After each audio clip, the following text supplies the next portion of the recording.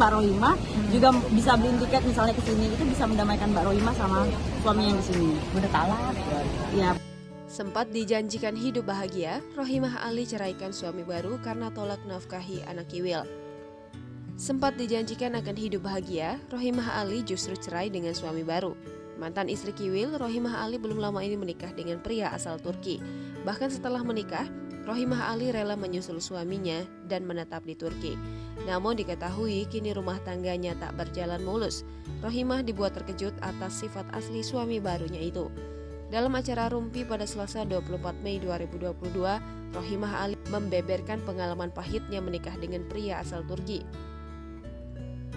Rohimah mengatakan baru tahu sifat asli suami barunya itu setelah beberapa minggu menikah.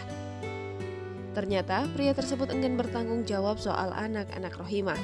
Kini Rohimah mengaku tengah dalam proses bercerai dengan suaminya tersebut. Rohimah sudah mendapatkan ketok palu dari Kedubes Turki, sedangkan ia masih harus mengurus untuk berkas di pengadilan negara. Sebelumnya, Rohimah Ali tiba-tiba berangkat ke Turki untuk menikah dengan pria tersebut. Rohimah menyebut pernikahannya ini berlangsung dengan cara ta'aruf. Sehingga pria tersebut meminta Rohimah untuk segera terbang ke Turki dan melangsungkan ijab qabul.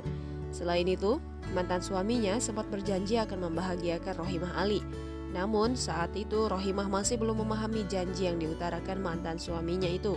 Rohimah ternyata sempat berbincang soal anak-anak kepada mantan suaminya sebelum mereka menikah.